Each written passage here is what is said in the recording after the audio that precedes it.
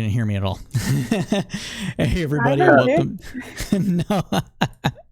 Oh, man, that was funny. Hey, everybody. This is Crowdsourced Politics. I'm your host and moderator, Anthony Strain. Today, I am joined by Art Black,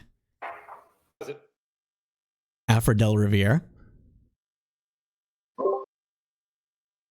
and Sean Dixon. Yo. And Mateo DeGaulle should be joining us shortly. He's having technical difficulties.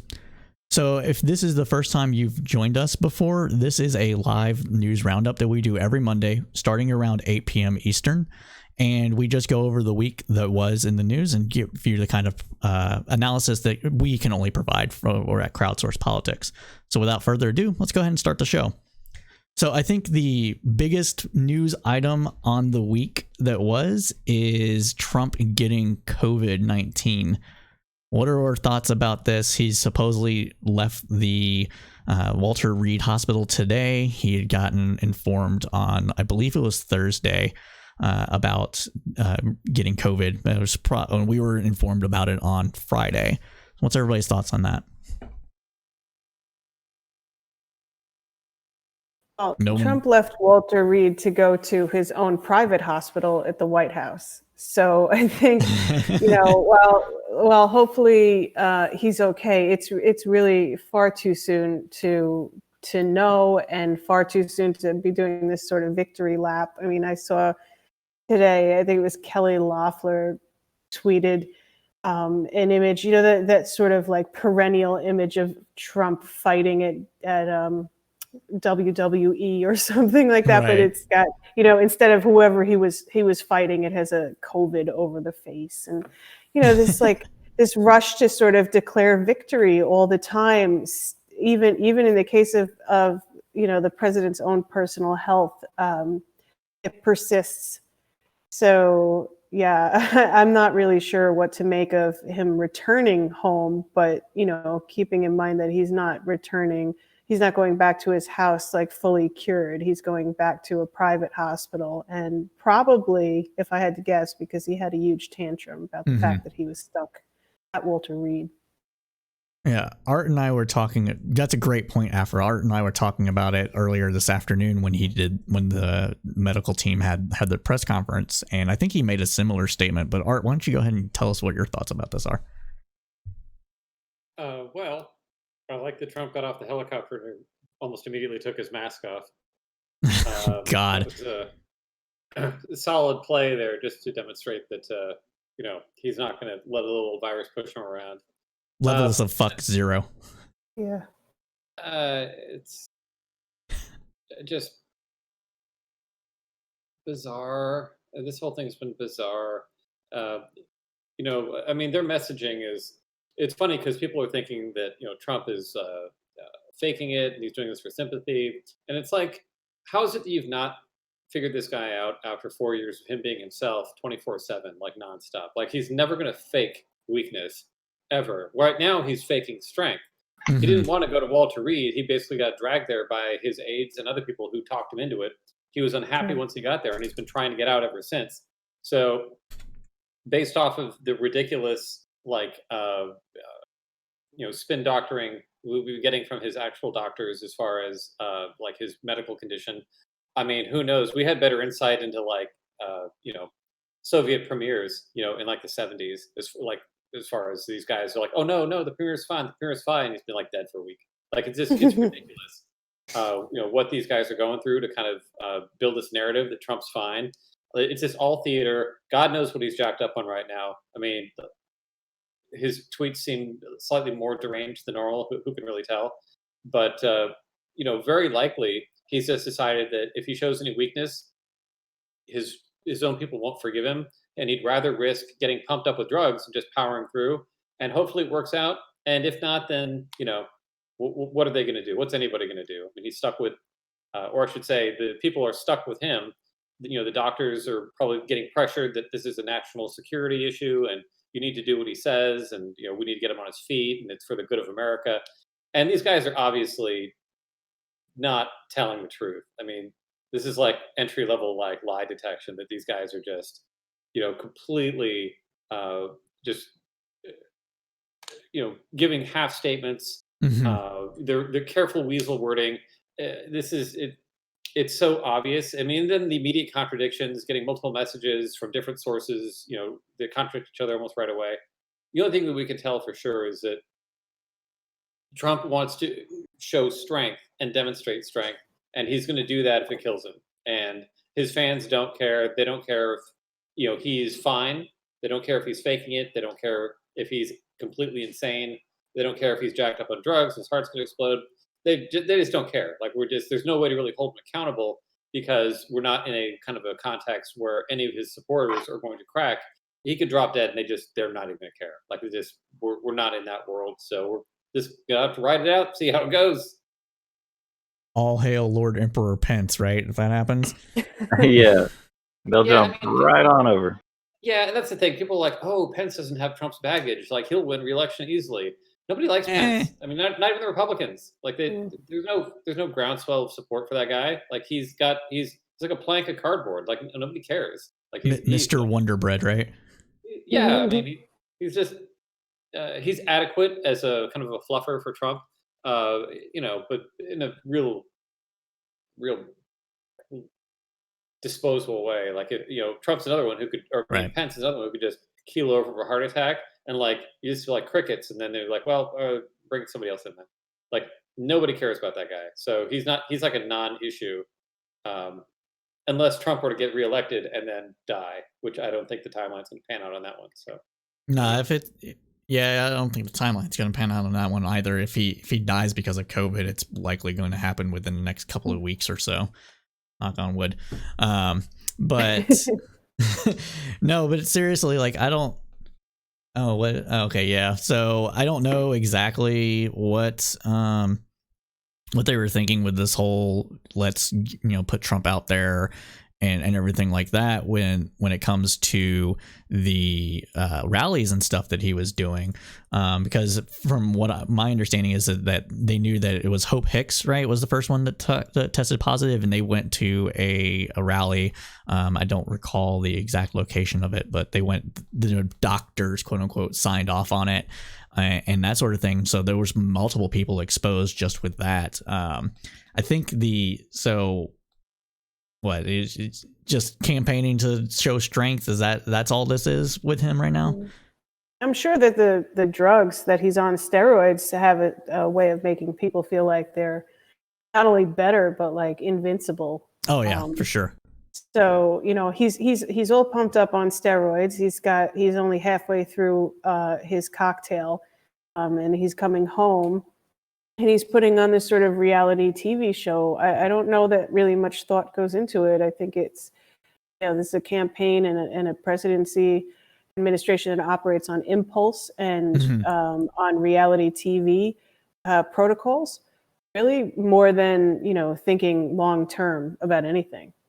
No, for sure. Yeah, no, totally, Alfred. That's a great point that you make. Like, it's just the go with the gut kind of thing, show strength and all that sort of thing. But you would think that Trump exposing the virus to like civil servants like the Secret Service and military leaders when he did his little parade car around would have knocked him off kilter with some of his base, but that doesn't seem to be the case. Anybody want to comment on that?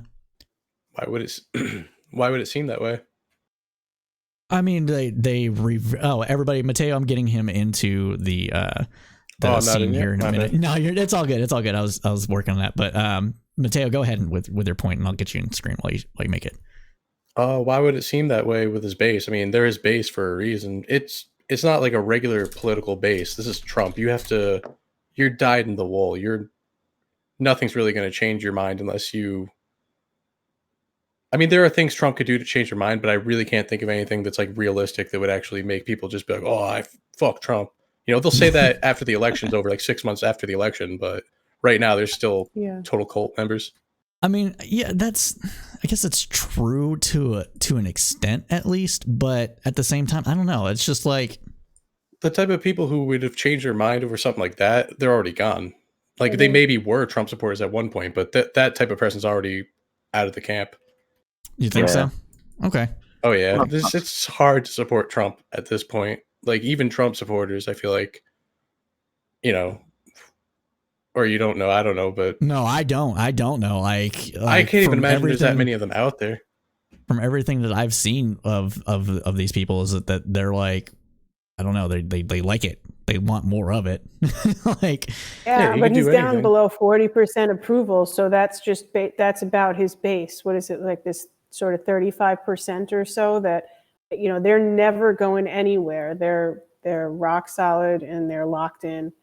You know, they're in this till the end. But he seems to have lost almost everybody else in the process, at least in the most recent polls, it looks like. yeah, no, that's true. So with the most recent polls you're talking about the one that came out for the Wall Street Journal just slightly after the debates, and we should talk about that as well. Mm-hmm. I think there was an NBC poll. There was a U Politics. There are national polls, and then I think there was a lot of news about the one in Arizona as well. And it has Biden up anywhere between 9 and 15 points or 14 points, depending on the poll. I haven't looked at the aggregates, but it's. I think it was Nate Silver today that tweeted about, you know, his approval rating being now under 40%. So, and that's after, I think there are polls that were taken after he announced that he had COVID. And Okay. the sympathy vote does not seem to be holding, and maybe they recognize that, or maybe they didn't want a sympathy vote, but they threw all of that right out the window, because as of a couple of days ago, or even yesterday, he was coming out saying, "I'll never forget. Thank you so much. All of the support. You know, I really understand COVID now." And sympathy is apparently not what drives votes for Trump. So Not at all. you know, they let go of that one. And it's hard I think it's hard to get sympathy for somebody like him, because it seems a lot of this is self-imposed, and that he has never really been sympathizing with us, with the rabble, so to speak. So that was a very short-lived moment where he was asking for us to sympathize with him, and now he's off on something else. Okay. Back on toughness. No, that's a great point, Afra. Mateo, did you want to break in with something? Yeah, given his behavior, it's you'd have to strain yourself to feel sympathy for the guy. The guy all but asked to get COVID, pretty much. That's true. I mean, he played the game. It's a little different than some regular, even a unpopular politician getting COVID. This guy specifically mocked like all of that for so long. It's nah. He's Fuck him on basically this doing one. now. Yeah, he probably Say still again, is. Mark? He's leaving the hospital early. Like there's no way a doctor gave him that recommendation. You don't think so? You think it's at the no? I mean, No, definitely. I would guess no. It's hard to say. You know, they're just like, "Hey, see you later, man. Thanks for stopping by." What was he in there for 2 days? That's true. No, that's very Yeah. true. So about the debate, let's get into that shit show. What was everybody's initial takeaways from that? For anybody that's just joining us, we did a little debate watch party on Discord here on our Discord server. It was a pretty good time. Had some drinks, had some laughs. But what's everybody's thoughts? It was beautiful. Yep. I think Trump at that debate embarrassed a lot of his fans, and they're feeling that right now. They're pretending they're not, but they sure are, and you just know they are. That was a total embarrassment on his part. Literally, like a 10-year-old babbling on about nothing. I think Bloomberg did a poll, and all the Trump supporters wouldn't talk about Trump. They just wanted to talk about Biden. Like, they just wanted to ignore anything he did. Can anybody even hear Biden? I mean, how do you talk about what Biden said at that debate? Because I caught almost none of it. Right? I caught the "Will you just shut up, man?" and his other good line where he's like, "Look at yourself, look at your family. How many of people aren't around you anymore because of COVID or had gotten COVID?" And I thought that was a perfect line when that came up. But other than that, it was hard to hear anything. And I think part of the rumor mill going around online is that Chris Christie actually gave Trump some debate advice and said that because Biden has a stutter, that he should always interrupt and try to get him mad. Mm-hmm. That sounds like Christie. Yeah, That actually right? sounds a lot like Christie. Yeah. So, but what he did wasn't interrupting, it was talking the whole time. So if you're going to interrupt Biden to get him mad and make him seem weak, you have to shut up at some point so that Biden can seem weak. But he just kept going, talking over everybody. So like, if that was the strategy, not only did he fail to, implement it, but it did not work at all. It's like giving a child. Yeah, it's almost like Trump is incapable of following any strategy and just acts by impulse. Yeah, absolutely right. Oh, wait, yeah, that's all he ever does. That's all. That's everything. He actually helped Biden. Yeah. That debate just by cutting him off. Like he was going to have his regular Biden gaffes or whatever, but Trump cut him off every time. Saved him his gaffes. Yeah, it's like giving a child advice or instruction. It's like, just interrupt him a little bit, get him off balance and everything. Trump's like, I got you, man. I know what to do. And he just does that. Yeah, exactly. No, Christie fucked him. He would have been better to say nothing at all and just, let Trump be Trump, because Trump in his natural state probably would have been a little bit more like reading the room. But, in this case, he apparently went in, like Mateo said, with this one idea in his head. And of course, he has no ability to regulate himself, and he just, overdid it and helped Biden immensely. No, I can definitely see that. Do you think, like, we know Trump doesn't have a strategy, but what do you think Biden's strategy was going into that? From what you could gather, anyways. Stay awake. Look lucid. The Jim Carrey bit. Keep reaching for the middle. Yeah, I mean, honestly, Biden. All he had to do, if you think about, 2 weeks ago may as well have been like 1997 at this point. But if you think way back to those old times, people are like, is Biden going to show up? Like, can he stay awake? Does he have dementia? Like what we were talking about like 2 weeks ago it's hard to even remember. But that was the whole thing, is that Biden just needed to show up and be sane. And weirdly, Trump decided to make himself look completely insane. So Biden didn't have a chance to look anything. Like Biden just answered a few things. Trump went berserk, and then Biden would answer a few more things. And the kind of aggregate result was that you had the takeaway of, oh, okay, well, that Biden guy, I mean, he said things, sounded fine. And then that Trump guy just was like unhinged. So like, that's the takeaway. That was the exact thing that they didn't want to have happen, which was Trump made it about himself, not about Biden being incapable. So Biden got a total pass. And now you have the debate results where the polling is showing like a 2-1 margin, where people thought that Biden won just because Trump lost. Like, it was like Trump lost that debate. Biden didn't win it, but Biden didn't have to. He just had to show up, like stand up for an hour and a half and look lucid, which he did check, and check. So it was a super low bar. He cleared it, and Trump basically like lifted him over the bar. Wow. Yeah. No, I'd agree with that a lot, Art. And he might not make it for the next debate. It's still pretty uncertain, because he went home. So, I mean, that's supposed to signal to the population that everything's fine, and he beat it. But that's not really how COVID works, right? It could be days, and then you feel better for a few days, and then you're on ass again, and then like you can't breathe. And some people, they get better before they get much worse. Actually, it's pretty common for that to happen. So, it's just like, you'd think that after so many years of this, they would learn not to start celebrating before you've actually won, and they can't. I feel like there has to be something psychological about Trump and the whole entire campaign, where they need to be constantly declaring themselves the winner when they haven't won anything, or they haven't even actually done anything yet. And with the virus, that is in high relief for most people. You can claim winning a debate. You can claim, winning over Kim Jong-un and Iran, because people don't know really enough about these things. But this is like the ultimate kitchen table issue. Right. And they just keep fucking it up over and over again. No, And then saying, we did it, guys.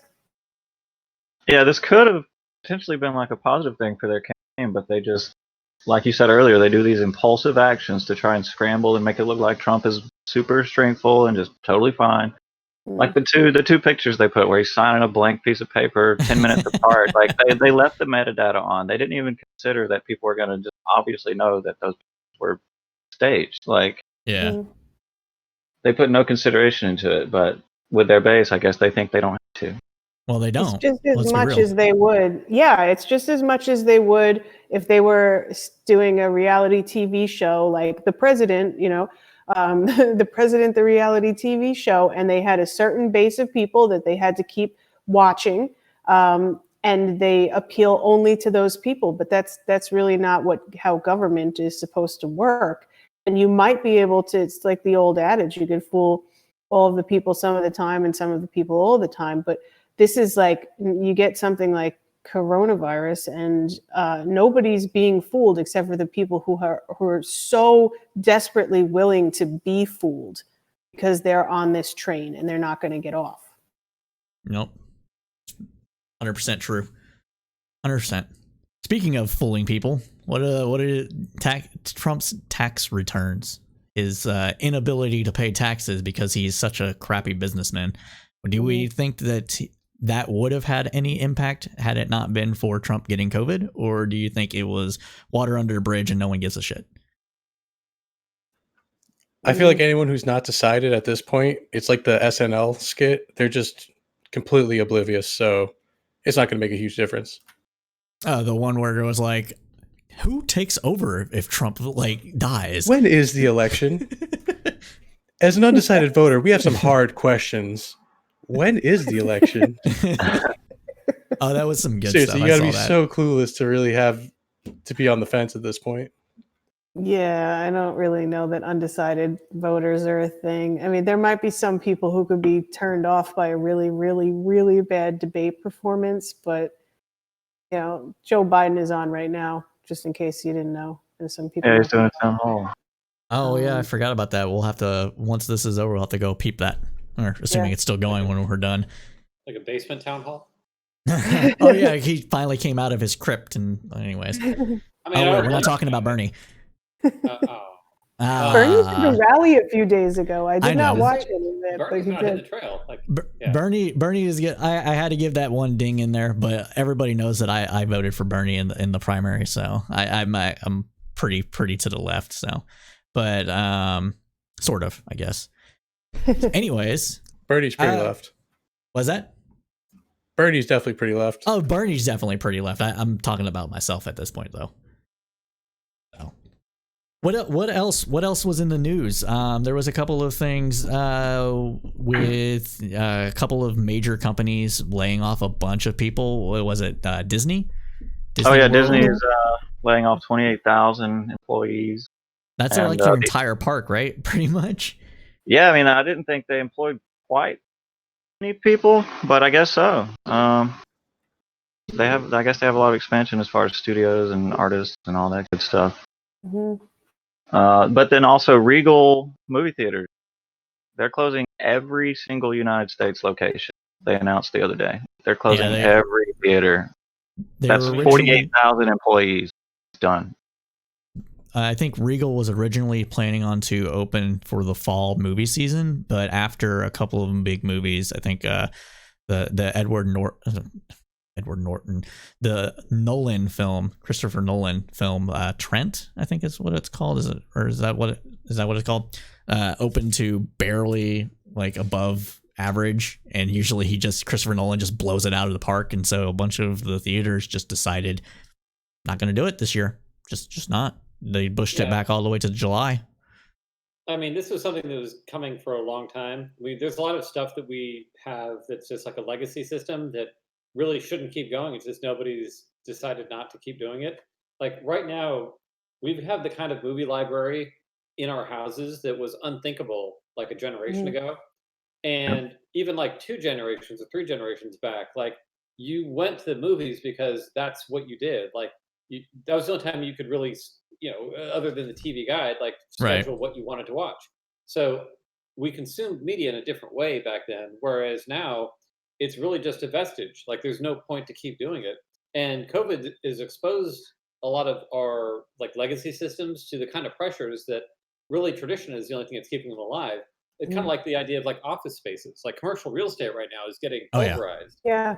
For sure. I mean, there's a lot of companies that are realizing that, you know what we're doing with 20,000 square feet of space, we could probably do with like 3. Like we don't actually need all of this. People can work from home. Like we don't actually need to do things in a certain way. And even the ideas of telecommuting and stuff that people used to kind of sneer about, now it's just like, oh, of course we're going to Zoom. Like, why wouldn't we? It just works. Yeah. Yeah, they're getting over the ass in chair syndrome, which is really a sort of vestige of the past and anachronistic. And so are movie theaters. I know some people really love movie theaters. I personally would rather watch Netflix, COVID or not, wait for something to come out. Yeah, there's a lot of stuff that's it's outdated, like human contact in general, going to socialize with other people really in general. Even this is a bit kind of passe. Yeah, this is a little too much for me. It is. We're pushing it here. If there were just too fewer of you, I might be able to handle it. We're just traditionalists, so that's all. But yeah, it's just interesting that like you see movie theaters go down, and you're like, I kind of wonder why they were still around at all. Yeah. Well, I think it's funny that you mentioned with the whole movie theaters thing. I think it's not entirely true, partly because of FOMO, and there's some data to back that up with COVID. From the looks of it, a lot of drive-in movie theaters have seen a huge resurgence in moviegoers, and I guess I was listening to NPR earlier, and one of the industry leaders for Regal, I don't recall who it was exactly, had basically said that people are looking for that communal experience, and I'm like, no, people just want to be able to see the movie and talk about it before they get spoilers. Like a lot of theaters too are now like just a huge experience. You sit in like a giant awesome recliner, you get all sorts of cool stuff now. Like they're drawing you in less with the movie and more with concessions. It's totally on that point, because so I was stationed in Korea back in 2013, 2013 rather, and the theaters over there were just like, you would be able to go to a theater, get a personal like love seat with like high end like arms, so that you have this like kind of private movie viewing experience. While with other people, you can get beer and you can get like all sorts of food and stuff. And then I come back, and it's like a year later, all that stuff's coming into the US. Like it's becoming more and more common, and I'm just like, oh, okay, I guess this is where we're going now. It's to keep people coming. I mean, retail also. There were all of these retail stores, particularly the high-end ones, that were really struggling just even a couple of years ago, and now you're seeing them close. You've got Lord & Taylor, Neiman Marcus. People still want those luxury goods. They just don't necessarily want to travel and browse for them. And now this is kind of the nail in the coffin for a lot of these places. But I think it's also generational, right? So like Gen X and millennials are okay buying things online and returning things, and the boomers they seem to be struggling the most with this. I don't know, if I go out and drive around, the people who I see out like at restaurants, going in and out of shops, they tend to be older people. Like they don't want to let go of that. So there's still, I think a lot of it is generational, and a lot of it is stuff that has been like we've said, phasing out for a long time. And this was just like the end of it. And of course, movie theaters were going to offer all these great new things to create an experience that you can't necessarily have at home. But whether it will ultimately be enough. And also Broadway, right? There's so many people in the theater industry, and their jobs are just done, and nobody knows when they're coming back. And it's not like they can move into film acting because nobody's recording, nobody's filming. Go ahead, Mateo. You're about to say well, I was going to say something about the layoffs we were talking about before. Apparently, Southwest Airlines is trying to renegotiate with their union, and the executives are talking about taking a pretty big pay cut, like 20% pay cut. That's In not order what we're to used to hearing. negotiate the union contract. They're trying their best to keep as many employees as possible, and for that to happen, they're going to have to renegotiate, labor costs. And with the Gotcha. union, they don't really like doing that. But I think one of their big concessions is like the C-suite is going to take like a 20% pay cut, Wow. which is, I mean, the guy wants to keep the business running. It's usually those people are just like, well, I'll go to another Fortune 500 company. Well, it's a good thing that you brought that up, because I know that part of the stimulus package that is negotiating, one of the other things that we should mention between Republicans and Democrats and Steve Mnuchin and Nancy Pelosi was they were trying to get additional funding for the airline industry in order for them to avoid going bankrupt again. But this time, for no fault of their own, essentially. But they petitioned Congress about it, all the major airline CEOs, like you had said, and Congress still hasn't gone through with the stimulus. So it's a really big deal that the CEOs are trying to take that pay cut to keep people employed and keep the business running. They're getting desperate. I mean, desperate times call for desperate measures, right? I mean, if you cut them down to zero, it still wouldn't help the company, but at least it's the kind of gesture you want to see from those people. No, for sure. No, I agree. What else, guys? What else is on your mind? The Pope himself, the voice of God, has stated that market capitalism failed, needs reform, and that trickle down does not work. Breaking news for 1991. It's just so weird seeing the Catholic Church getting involved in politics. It just who could ever imagined such a event? It's never happened before. John Paul II. But it's kind of a stark difference between Pope Benedict and Pope Francis. So the Pope Benedict was very much more conservative in all things, even including economic, and Pope Francis being what's his? He's from a particular branch of Catholicism, right? The Jesuits, yeah. See, I was hoping Afro would take the bait on that when I was talking about the Catholic Church and never getting involved in politics. Never. Oh, they always get involved in politics. It's just sort of like rarely do they get involved in U.S. politics, but they'll get involved in politics worldwide quite a bit. And I think Pope Francis is also involved in Chinese politics right now because he's trying to smooth things out so that he could allow protect the bishops in China. So they have, the Catholic Church has, of course, they still have missionaries and orphanages all over the place, but they do tend to stay out of U.S. politics. And Francis has never really been one to stay out of politics generally, I think. That's part of the reason why, I believe that's part of the reason why he was chosen as a sort of counterpoint to Benedict.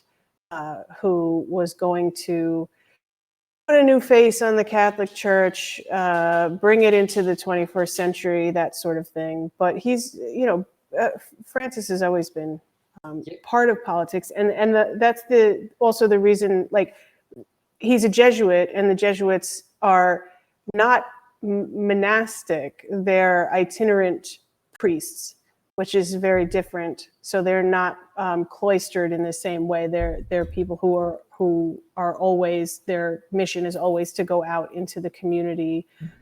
So like the U.S. insofar as like the Catholic parts of the colonial U.S. Were very much dominated by Jesuits. It's a missionary job, and it is political and it's educational. We have the Jesuits universities and stuff like that. So when somebody like Francis gets chosen, and also Francis with his background too in Latin America, they're chosen particularly, precisely because of their ability to cross these secular lines. And he's done that, but he's done it very in this sort of canny way, like where he infrequently takes on U.S. politics head on. Most of the time, the work of the Catholic Church is just trying to protect their little fiefdoms, in other countries from the Vatican. But he'll make more sweeping comments like about capitalism or about walls, bridges instead of walls and things like that. Everybody knows what he's talking about. So I mean, that's the whole thing about the Catholic Church. It's similar to evangelicals, that there is no sense in that branch of Catholicism that the secular, the profane, the secular and the spiritual world are separate.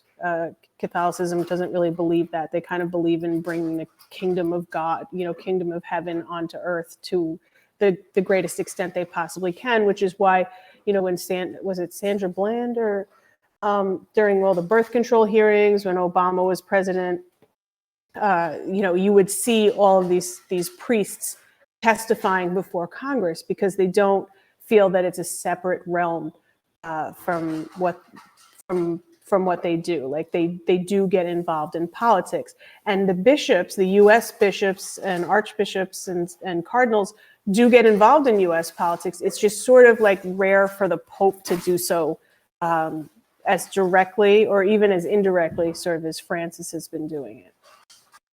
I mean, I was getting back to more when, kind of like the good old days when the Pope would summon the princes of Europe to reclaim the Holy Land. And I feel like we've just kind of lost a bit of that engagement, that level of direct action that the Holy See used to, have the foresight to want to bring about. So, I guess, they've just gone soft. What can I say? So you want to bring back the Crusades? Is that what you're saying? Whoa, if you insist, wait. I'm just kidding. I'm just saying, sometimes I want to say Deus Vult, and I don't feel like I have the support of my community anymore. Right? I mean, whatever happened to those days? That's all I'm saying. So no, but that was just kind of the joke there, is that it's funny to hear the Pope, rail against the excesses of market capitalism and all that, but it's so mild compared to the engagement that the Vatican used to engage in as far as European politics and all that. Right. It's they're going to do what they do because they have their own interests to further and all that. But it's an interesting world we live in now, where we don't have even that level of engagement. It's like whoa, easy. The Pope's doing what? He's talking about what? And we're like, do you know what these guys used to get up to? Like this is nothing. This is just like a hot take. Like this is just he's not issuing any kind of fatwa or something. This is not that the Popes do that. So, yeah. Speaking of politics in the Catholic Church, what happened with Pompeo just recently? Didn't he want to have a meeting with the Pope, and he was just like, nah, man. Yeah, and now Pompeo's like mad at him. Right. What? Pompeo mad?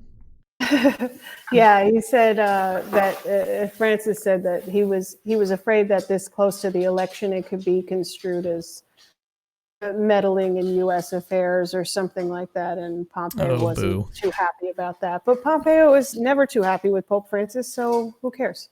Yeah, he was more of a Benedict guy. I mean, it's Pompeo, right? Fire and brimstone, yeah, it's no mystery. Dominionism, whatever. I'm just gonna say everybody's a Dominionist now. That's my go-to. I'm kidding. I was gonna say I hear that a lot from you. I think you're right, though. I think you're right in terms of in this administration with some of these people, yeah, it's really a thing. Yeah. Uh-oh, Mateo, we lost your video there for a second. I don't know if you're aware. I don't know why I can hear everybody totally fine except for Art. Like I'm like old ladies like straining into the computer to hear him, but I know that it doesn't work that way. I can't. Leaning forward. I'm sure you made great points, but I don't know what the hell you were saying. Are you guys hearing me okay? Is it just her? No, it's just you. I don't. No, I think you had volume issues. I turned you up a little bit on my end, but it wasn't too low for me. I have him all the way up, and I still can't. Oh, that's weird. Well, we'll fix it later, unless you can slightly tweak your input volume, Art. As long as everybody else can hear him. It's about the same on my end. Breaking news here. Breaking news. Some of you might be a little sad about this. Antivirus man John McAfee's been arrested on tax evasion charges. Oh, no. No. How? This is the Thoughts 23rd and event. prayers. Probably done for this time, guys. He's been hiding off in the ocean in a yacht. They found him in Spain like an hour ago, 2 hours ago. I mean, it took long enough, but how much blow did they find him with? They didn't mention that, but I'm sure he had a. He can't afford cocaine anymore. What are you talking about? Just like a couple of weeks ago, he was like live tweeting on his, or live, whatever, what's Twitter's, periscoping? He was periscoping. He was arrested last month for Stupid. in some country, I can't remember, but Yeah. he was wearing a thong as a mask, so they arrested. Every time See, I love that, him so much because of things like that. Yeah, Like, he's wanted, and he's putting a thong on his face to disguise. Like, a regular mask would have covered his face better. He's a character. You know, that reminds me, it's like the news cycle is so fucking crazy and so dominated by Trump all the time that, like, we haven't even heard what's going on with Bannon. He got arrested like around the block from a house off a yacht. Oh yeah. What happened to this guy? And what are we supposed to take from this? Is it because he's cooperating, so we haven't heard anything? I mean, it seems really weird for there to be so much silence. It's Bannon. He's probably Trump threw him overboard, so the likelihood of him not cooperating went down because of that. But then again, it's still Steve Bannon. He still thinks he can marshal the global alt-right into some sort of force for the greater good of geopolitical anti-globalism using globalism faction or some bullshit. So yeah, let's all be against globalism, guys, but let's make a global movement around being against globalism. Genius. It's so absurd. It's so You got any insight on that? Anybody else? No, I think he's nowhere near as smart as everyone gives him credit for. Like, maybe he did well in school or something, and it was a good school, and everyone's like, "Oh, that means you're smart." But he just seems like a guy. Too much. You know, he doesn't. I've never seen any crazy strategy from him or anything of note. But people act like he's just like this fucking juggernaut when it comes to that. That's the impression I get. Yeah, it's ridiculous. He's been, what was it? He got his money because he bought Seinfeld. And like he was weirdly an early investor in that. Yeah, he was like I think he was like a hedge fund dude or something too. Like, he definitely made a ton of money before. He's not an idiot, but he's just not this strategic wonder that everyone seems to paint him as. If they support him, they paint him that way. So does that mean the Crowdsourced Politics podcast crew should be doing an episode on him to take him down a peg or two? Maybe. I would take some research. I don't know much about him. Yeah, I don't know too much about him. I read a little bit of the book. Was the book came out a few years ago that kind of, I don't remember the name of it, but I read some of it, and it made it look like Bannon was the smart one, and he was the one connecting Trump to Roger Ailes and coordinating all of these things, and knew when to get out, when to step back, and he became the sort of hero or like anti-hero of this book. And I can't remember who it was who wrote it. Oh, I don't know. One of the first like inside the Trump White House books that came out, and it detailed all these dinner parties with Trump and the Fox News people. I don't remember. Was that one anonymous? Anyway, I remember someone wrote something anonymous, didn't they? Might have been anonymous. No, it wasn't the anonymous book. No, it was Michael somebody wrote it. Okay. I should look it up. Wasn't the Michael Lewis, I'll never get the whole Bannon love that seems to be dying off, I hope. Either that or Bannon's just not in the spotlight. Yeah, I mean, Bannon was actually... Yeah, it was the Michael Wolff book. Oh, Fire and okay. Fury. Yeah, and that kind of like made it... People were already saying when he got elected that it was because of that. Yeah. Bannon's a smart guy. I mean, by no means is he, I don't know. Like, I don't want to say that, he's not a very strategic or clever thinker. The problem is that he's just not as smart as he thinks he is. And, that will undo you every time. And especially when you're dealing with people who, are basically, like a kind of a family business mafia. They don't really give a shit how smart you are. They care how loyal you are. And, anybody that has any kind of agenda outside the family, I mean, really, you need to be smart enough to realize that you can be too smart for people like that. Like, Yeah. they ultimately don't need you or want you if you're not 1,000% on their side. And Bannon wasn't. Like, Bannon knows that they're morons. He knows that Trump's a moron. He knows that Ivanka and Jared are morons. And he's the kind of guy who he can't live with that. Like, he's surrounded by idiots and he knows it, and it seeps out of him that he just resents these morons. And they're like, well, we don't care. Like, we've got half your IQ, but you know what? We've also got billions. So out. So that's all. I mean, the real power, Trump and his little moronic sort of hermetically sealed coterie has the power, and Bannon does not. Even if he has the best ideas, since when does Trump listen to the best ideas? Bannon violated rule like 36 or something from 48 Laws of Power, never outshine the master. I don't know if that's the rule. I don't know if that's the number. I'll look it up later and confirm, but yeah. Plus, the concept is that, Bannon, honestly, the Trump administration, if he was able to handle people like that and have them actually in their directing, like the difference between Bannon and Steve Miller is that Steve Miller knows that he's a worm. I was just going to say Steve Miller. Yeah. Yeah. No, he knows his role and he plays it. And, Steve Miller's very effective because he doesn't color out of the lines. Like, he knows what's expected of him and he knows what he can push Trump to do so long as he gives Trump what he wants. And Bannon, at the end of the day, was not willing to concede his own ego to further his own goals. And, Bannon's just not that guy. He's too arrogant. And, if you're like an actual evil mastermind, if Trump was the guy that we feared he could be, it could have been totally different. Like, you could have pulled in these guys and used them to his ends and kind of tolerated a little bit of nonsense from them. But Trump can't. Like, the one thing that Trump can't actually deal with is anybody outshining him. Even Fauci, like, it's amazing that guy like walked the razor edge for a long time. Yeah. But nobody else is really able to pull that off.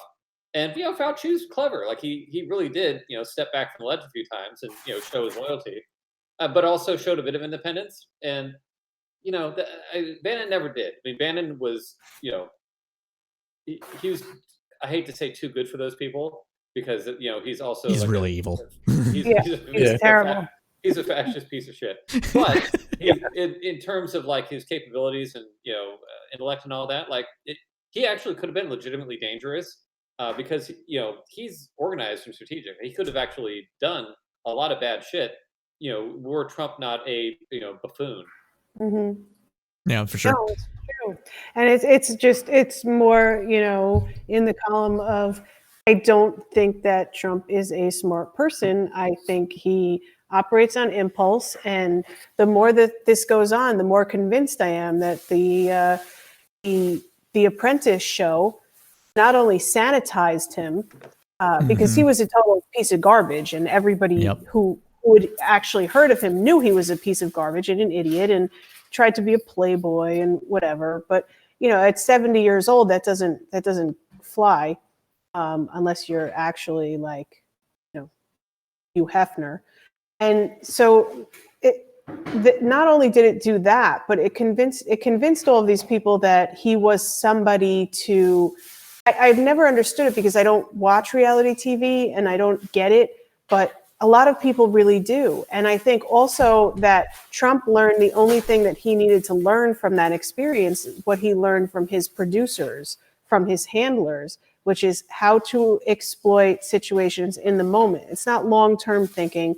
I'm sorry, it's not fucking 4-dimensional chess.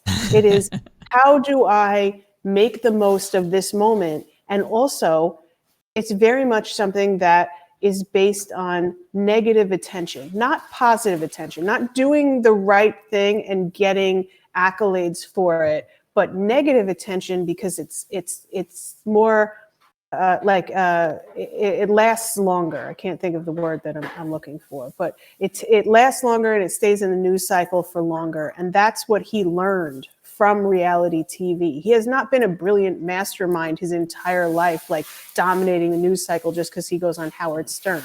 He learned how to take these sort of ephemeral moments and give them some staying power just as long as he needs them to. It's always sort of a minute by minute thing. And somebody like Steve Bannon, who has a long-term plan and is very open about it, is not going to mesh. But somebody like Stephen Miller, who will just give him, like Art said, what he wants in order to get the negative attention that has a lot more staying power than doing something positive. Because in politics, you can do something great and then the next day say the wrong thing to the wrong person in front of the wrong camera, and it's all erased.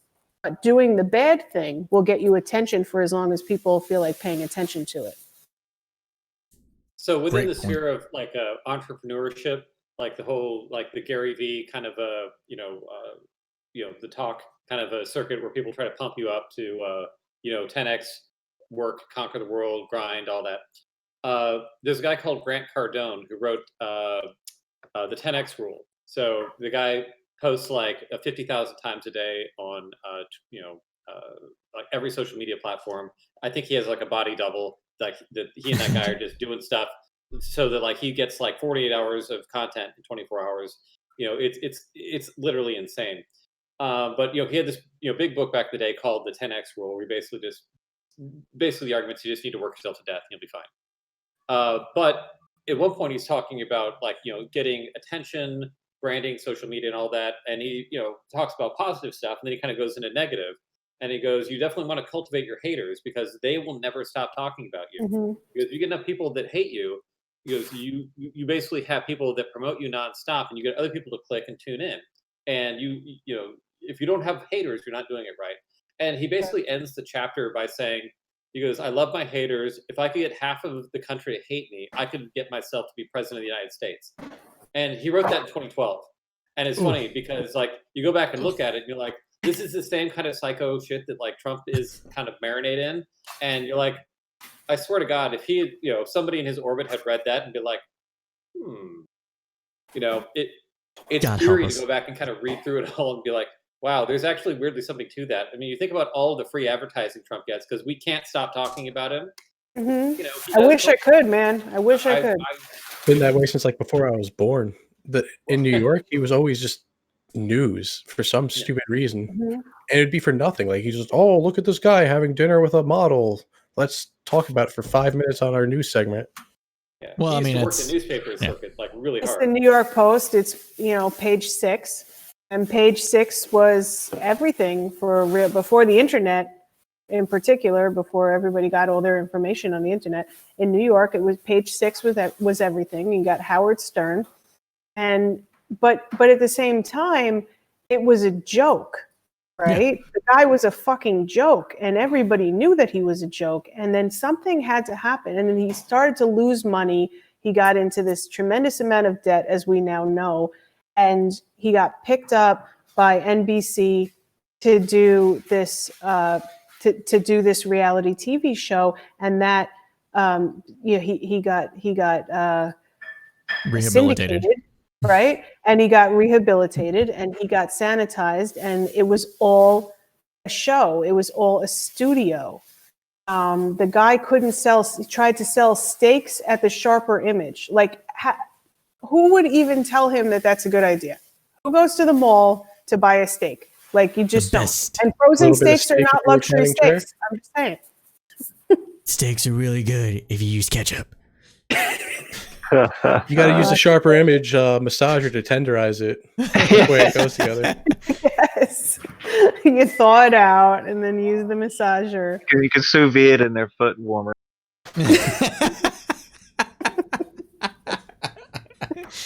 I'm sure they sold the Foreman grill right next to it, and you can just like put it on there. My friend George Foreman. Anyways, oh man, Pat Toomey is retiring. You guys. That was that? new news. That Pat came Toomey's out retiring. today, though. Yeah, 2022. He's not seeking re-election, and he's not going to run for governor. So that's going to be an open seat in Pennsylvania. I'm not sure why that matters, but well, you have there's people that want term limits and stuff because people, once they get in, people are like, oh, I know this guy, check, right? So I'm sure that's part of it. And he had a lot of name recognition and clout within the Republican Party, right? I'm not right. Toomey? Yeah, no, he's Republican. Okay. Yeah, he's I'm just making Republican. sure. I had to double check because I was starting to second guess myself, and I don't like talking out my ass. Well, But, whoever thinks about Pat Toomey, I mean, I had to look too. That's true. And of course, Andrew Cuomo and Bill de Blasio are in a lover's spat again. That's something that we should probably talk I heard, about. Yeah, Cuomo. I'm actually happy with Cuomo for that. I don't really know enough about city politics to understand everything, but from what I gather, there's just been a lot of like when it comes to any kind of policing, like in New York, there's just been like a real like stand back kind of attitude. So for people that might not live in New York or might not know what we're talking about, Bill de Blasio has tried to shut down some businesses within New York City due to, I want to say it's Brooklyn having a surge of COVID cases come up, primarily around religious gatherings of various sorts. Hasidic Jews, Christians, and Muslims tending to be hotspots for this because people aren't following proper social distancing guidelines in order to practice their faith. And Bill de Blasio wanted to shut down businesses in order to help curb the spread. And in order to do that, you do in New York, you need to have the governor sign off on it. And Cuomo said no. He said, we're not going to shut down businesses, but instead we're going to go into the boroughs and get the religious community on board to do their part, because this is what's causing the spread. It's not the businesses that are doing it. Yeah, and basically gets us where we are today. Yeah, and what Cuomo is saying, it's like kind of two different things. First, he wants to meet with the religious leaders to talk about it and to try to get them on board before he he'll sign off on whatever he's going to do. The other thing is, though, that de Blasio he's on his way out, right? He can't run for another term. So it's really politically very easy to just be like, fuck you, de Blasio. Like, it's no skin off anybody's back to deny him. And de Blasio and the NYPD have not been doing their enforcement of the rules. So like de Blasio wants to essentially, like, from what I'm gathering of it, and could be wrong, he wants to use the power of New York State and the governor to shut down businesses, but he can't control, he's never had any control over the NYPD. And so he hasn't been able to get the NYPD to do the enforcement required to, just like, instead of shutting down the businesses, just send people in there to say, you have too many people, you're over capacity, like some of you have to go home. So instead of taking control of his police force, he wants to use the governor's office to shut down businesses, and the governor does not want to do that. So like Cuomo is trying to kind of thread the needle here by saying, I'm going to talk to religious leaders, I'm going to talk to the people in these communities, but also at the same time, they've had something like, you have these huge clusters, and in all of lower New York, you've only had maybe 35 citations or something. Yeah.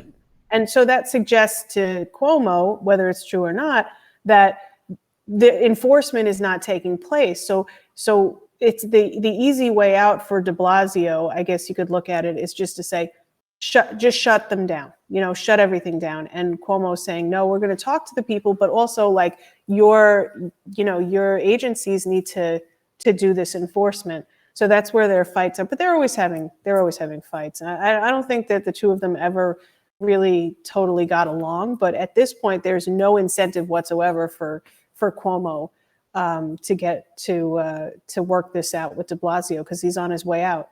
Yep. And I don't think they even have any idea who's going to replace him. Like, it's way up in the air. It's completely open seat rather. It's nobody knows who's going to run for mayor after de Blasio. It's not been decided, partly because of New York's primary system being so strange and multiple parties that can vote across parties. It's a very it's very democratic, but it's also very strange way to go about it. And I wouldn't be surprised if part of the fallout between de Blasio and Cuomo has been around the police issue, because Cuomo, at least in my opinion, has been very more amicable to, you know, Law and Order without being Law and Order, if that makes sense. Yeah, totally.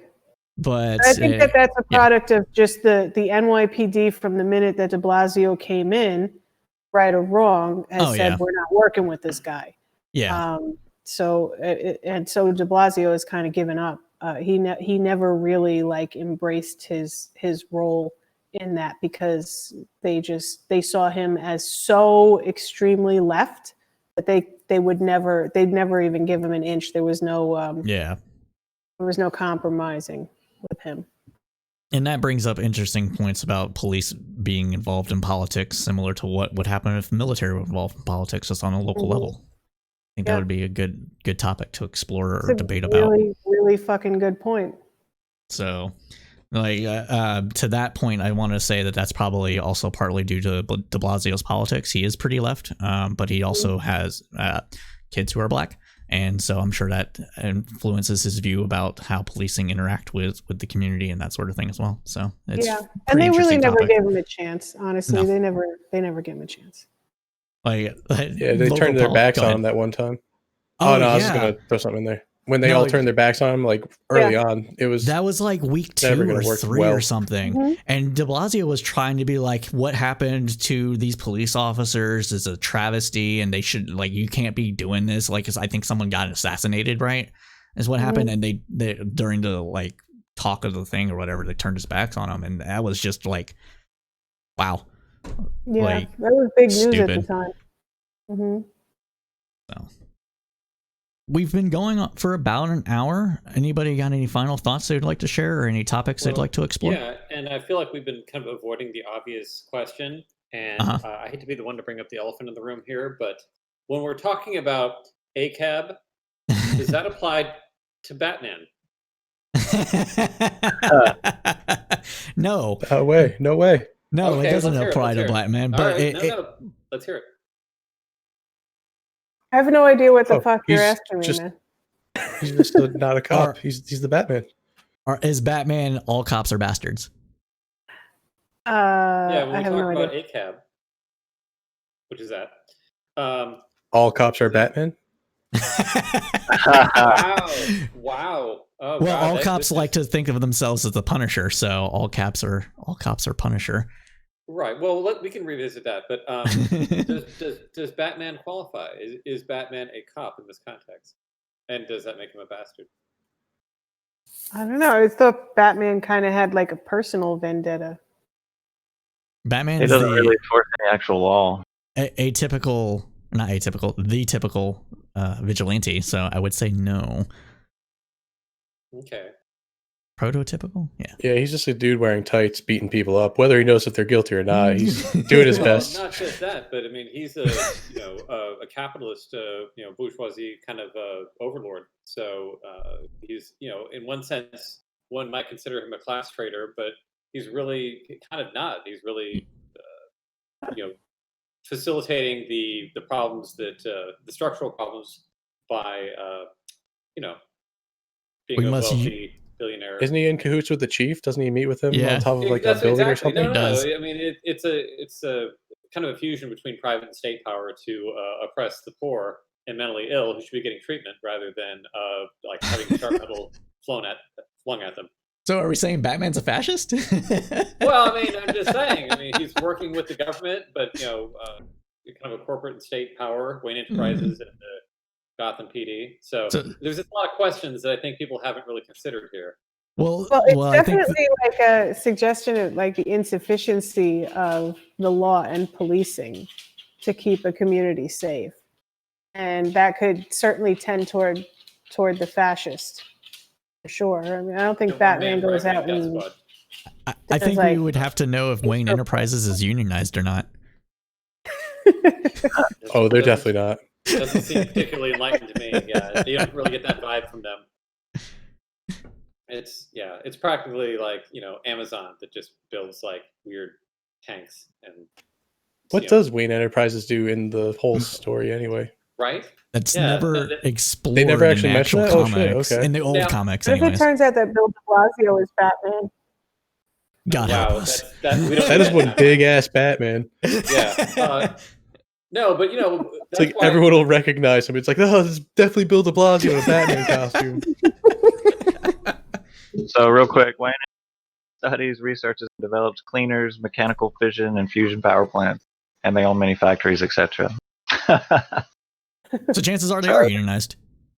Yeah.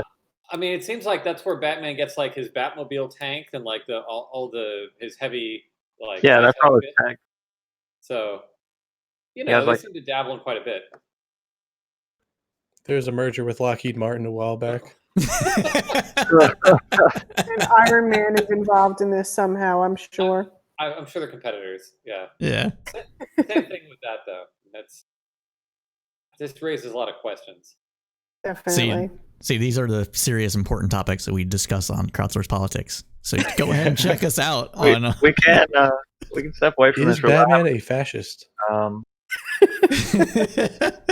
we done Is Paw Patrol fascist yet? I think we should talk. Oh yeah, absolutely. Sean, you wanted to say something. Go ahead, man. So there's a new video going around today. You gals might have seen it already. It's the Trumpster's new favorite video to share about anti-protester stuff. So it's in Savannah, Georgia. There's a small group of protesters, maybe 15 of them. They're blocking part of the road, and there's actually two horse and buggies that are going around them, and then another car is going around. Truck pulls up, stops next to them. He's already past them. He can go around. Stops next to them, throws a smoke grenade into the protesters right in the dead center. They disperse. One of them throws something at his truck. He gets out and points his gun at them. And Trumpsters are out there glorifying this, sharing it everywhere today. Little do they know that guy is already in jail with 2 very serious charges. Good. Boom. There you go. Justice It didn't served. take him very long at They all. all dropped the ball on that, though. What you're supposed to do is take the smoke grenade and get that in his car. Yes. Because that is hilarious. Yeah. He's not finding that thing once it hilarious. fills with smoke. That's exactly what I would have done. But yeah. And then you just got to stand there on the side of the road looking sad. They're probably like, what the fuck? Yeah. Speaking Yeah, of, well, it's we're in kill all commies season, so anybody who does anything to hurt someone who might be on the other side is a hero now. oh Yeah. God. But a lot of these people keep getting locked up. That part's getting through to the side. Like they just doing it, they're glorifying it. And Yeah. it's like, do you not know he's in jail? Like, Yeah, No, they they see him don't. drive home. It's like the guy Right. literally threatened their lives with a deadly weapon. He's And when not you going inform home. And jail, they're like, oh, well, he's going to get a lawyer. He's going to get out of it. And I'm like, no, delusional. he shouldn't. Well, It- even if it's he on video. does, even if Like- he does, It get might Damn out of raise it. Whoever half a thought of million lawyers, dollars. you got one over on us. Oh Yeah. my God. We all know communists don't have money. That's why they're communist. But speaking of that, though, there was an incident in Texas, Dallas, of a Trump supporter decking a person, and they got arrested within 5 or 6 hours or so on video, live streamed on Facebook, just like being pretty much an abusive asshole, and then started the confrontation and then finished it by himself by like decking the guy. So that also happened, and he's also in prison. So remember, everybody, all lives splatter does not actually exist. You will go to jail. That's a thing. I've never heard of that. You must have not been. No, you were on the internet. You just weren't in the same circles that I was when I was doing my whole reconnaissance missions across the alt-right universe. All lives splatter was definitely a thing. Yeah. I'm grateful back to in- you. You're doing God's work. I don't know. They're so clever with their rhymes. I don't want to be there. I don't It's know like if I'm the doing person who reads through the entire clickbait thing on Twitter and then tells you what it was about because it's like 10 pages worth Oh, of yeah. ads. And you find out the answer. You're that guy. I love it. I don't know. I used to go around and fight in the lion's den is the way I would say it. It would go to like PragerU's page and National Review and a bunch of other stuff and try to like convince people they were wrong. It just doesn't work online very well. It really doesn't. This here, what we're doing right now, is actually more effective. So Yeah, I agree. I agree. well, COVID numbers are on the rise. Should we talk COVID about that? numbers are yeah. Yes, they COVID are. numbers are. Well, we're at there's more cases of- 210,000 deaths. Go ahead, Art. Sorry about that. It's particularly in red states, right? I mean, obviously, but yeah, that's the Yeah, I mean, if you want to Yeah. get down to it, there's more cases of COVID-19 in the White House than there are in all of New Zealand. Yep. Oh, I heard that too. That's such a good one. 23 confirmed cases in the White House, and there's like 10 in New Zealand. Just saying. Yeah. The CNN That's just a good one. reported that the White House cleaning staff on the 3rd floor has COVID, and they say they were basically exposed to, Well, yeah. They should have they should really have a mass walkout, because he's back and I don't know that he's not Contagious. contagious he's definitely anymore. contagious. Yeah, Still he's contagious. He's absolutely contagious. The Secret Service agents that were with him and the military personnel, I know they can't sue, but they should definitely try. Anybody who was in his little motorcade the other day should definitely sue his ass, because that is one. I would have considered that an unlawful order, and I would have said no. Yeah. That's just me personally. I would have gotten fired. Yeah. I would have gotten to brig. Fuck that. You're No, not risking my life for your horrible. photo op. So horribly irresponsible, and not even the first time that it's happened. Nope. You could hear the people out there cheering for him. He could hear it. He didn't need to go out, but he did. Something in him said, I have to go out there and see these people who love me so much. And it's pathetic and it's sad. Yes. That he's that desperate for attention, but I can't see this. We're supposed to have this sympathy for him, and he's continuously behaving this way. Yeah. That to me was just erased everything that people had been saying all weekend about, show some humanity and show some compassion. I don't understand. I have compassion for people who get sick, but we haven't shown compassion for people who go out and get sick because they insist on partying or they insist on traveling or whatever, but we're supposed to offer it to this guy. And he's constantly sending the wrong message, and he's infected untold numbers of people and gotten them together in rallies and stuff like that. At what point does compassion for him as a human who acts totally subhuman all the time, at what point does that just run out? I mean, are we going to have this talk? Because that's fantastic. Let's there's do it. literally nobody more cucked in this entire country than these pathetic libs who are like, we hope you get better, sir. Mr. President, our thoughts are with you. We sure hope that you recover. The fuck are you guys? You guys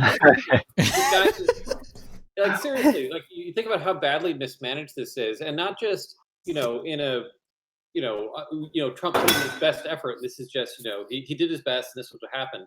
He actively tried to cover this up because he thought it would make him look bad, and then he got hundreds of thousands of people killed. Seriously, why is it even any question that we'd be better off if he died? This idea is this weird superstition that you can't say, this actually would be a better planet if this guy wasn't on it. People are so afraid to just state the blindingly obvious. And again, maybe this could be slightly related to my time in Iraq and Afghanistan and other places where a lot of people just die. And sometimes it just doesn't mean anything at all. But certainly life goes on no matter who dies and who lives. And the idea that looking at his particular life and saying, gosh, we're just better off with him around, we're absolutely not. And should he get reelected, hundreds of thousands of more people will die that didn't have to die. And that's really, when you get down to it, just a very easy mathematical calculation. Certainly, we're not going to do anything to get him killed. I mean, nobody's going to lift a finger in that regard. But to just simply sit back and hope he gets better, why would you hope that? That's not in anyone's interest. I mean, aside from people who literally don't care if other people live or die. It's this weird, kind of quasi-moral fear of death thing that Americans have, where we're so afraid of death that we don't even want to just come out and say that, gosh, I'm not going to certainly harm you, but were you to die, I wouldn't shed a tear. And for some people, they're just like, oh, you can't say that. Yeah, because they're demanding this impossible, it's impossible for it to be earnest, and they're demanding this performative empathy. It's totally performative. And perform now, right?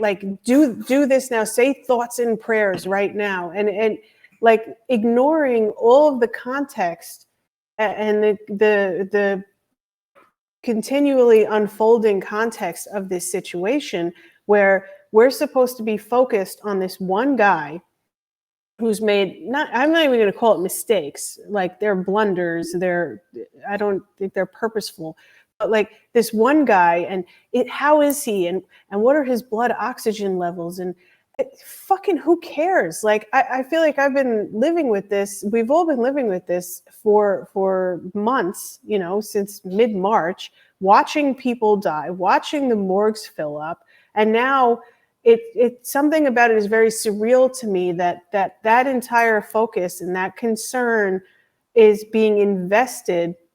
And I understand the impulse to put that all on a single person and watch that unfold and allow yourself to have the feelings, just as you would if you watched a horror movie or a sad movie or something like that, right? To that kind of catharsis of watching it in that way, focused on one person's story or one group of people's story. But this person has created a good amount of this problem.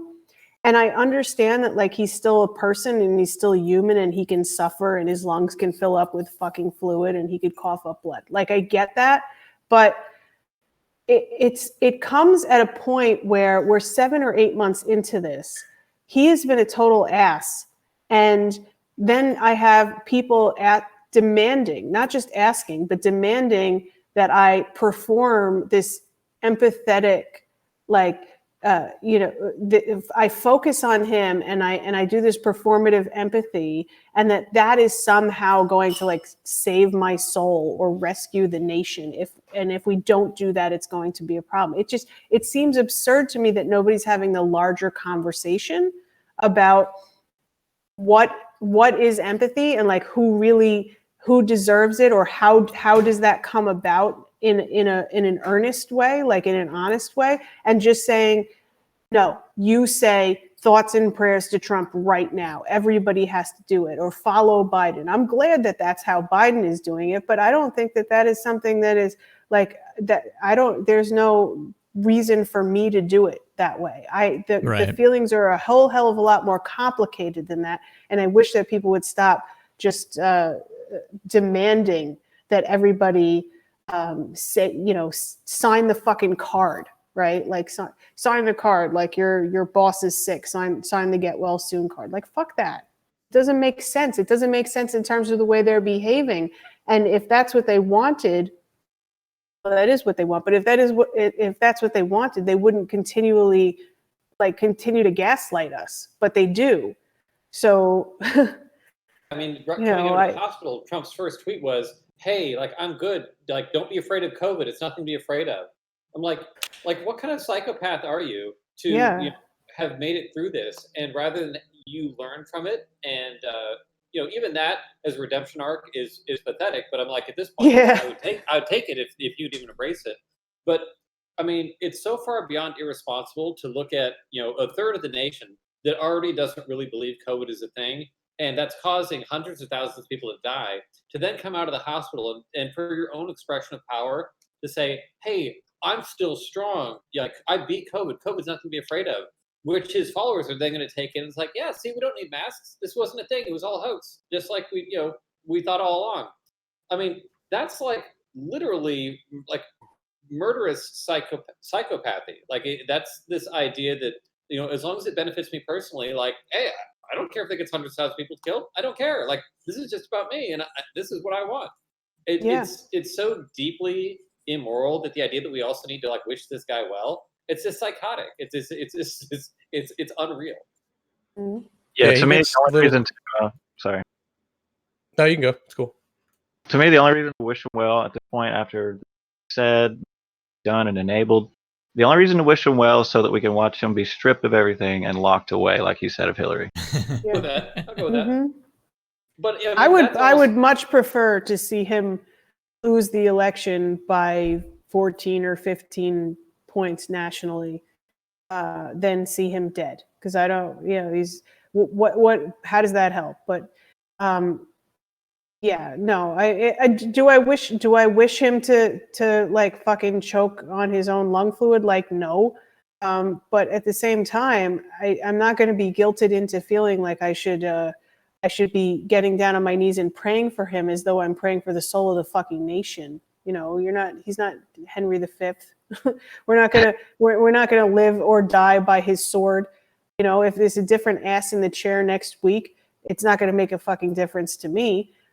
It's how he's behaved and how he continues to behave, where we would not offer the same courtesy of that level of empathy to anybody else who is doing this. But we're expected to do it just because he's the president and he has all of these, like, oh, I beat COVID. Yeah, you've got a team of the best doctors in the world, the best hospital in the world, and all of the best medicine in the world, and you beat COVID. Like, not really, but you say that you did, but nobody else has that. Literally not a single other person, except for maybe the Koch brothers, can have access to what he had. So to say, like, it's no big deal, I beat it, it's like, yeah, it is a big deal, because a lot of the people who died of this died in their fucking house, like next to the cat litter box, So, like, don't tell me that it's not a big deal because Trump beat it. He beat it with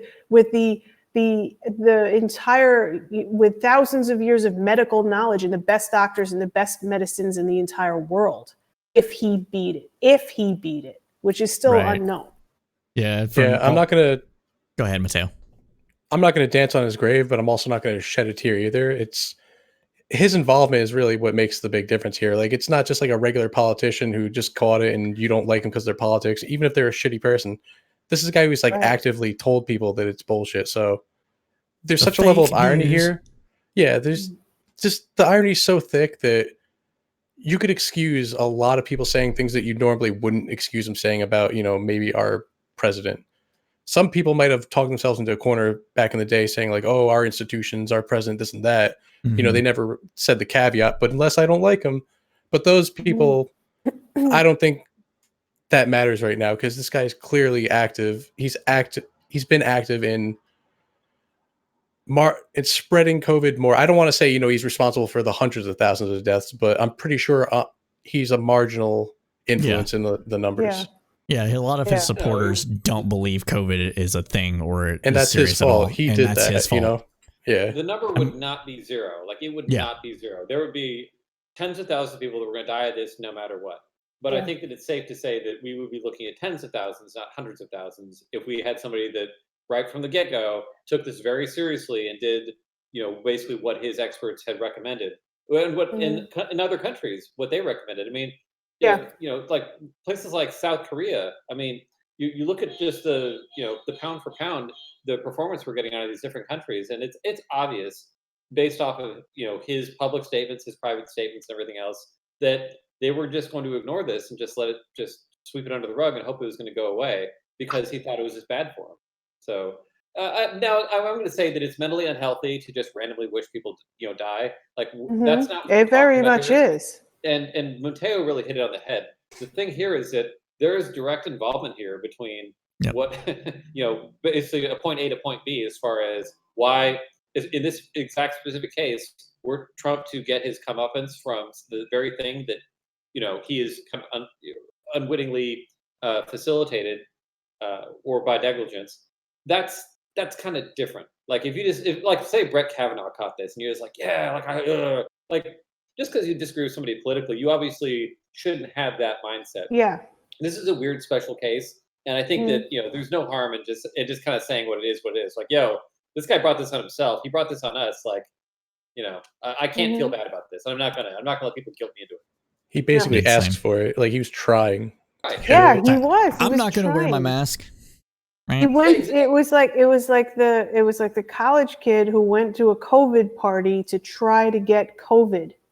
Yeah. Except he did that over and over and over again as the president, like in full view of his supporters, and created this entire, like, I saw somebody tweet today, somebody running for Congress who was like, the president getting over this is just proof that this is a scamdemic.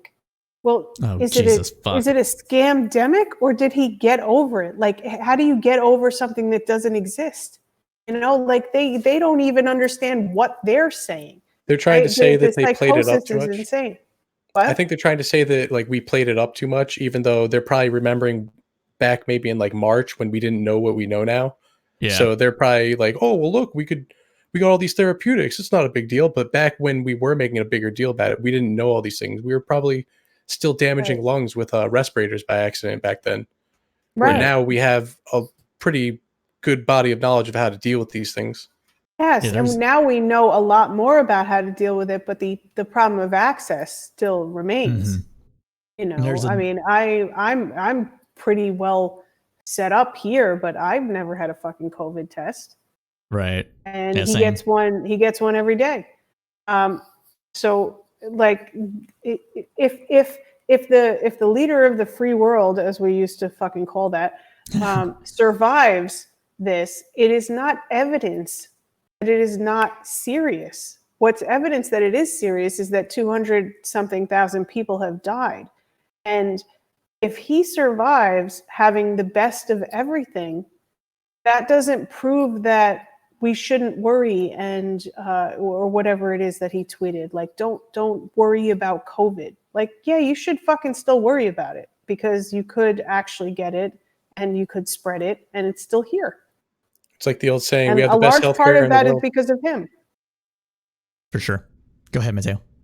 Oh, and I was agreeing with Afra. I was like, it's the saying, we have the best healthcare in the world. It's like, yeah, it's available. It's in areas of America, but we also have a lot of the worst in larger areas.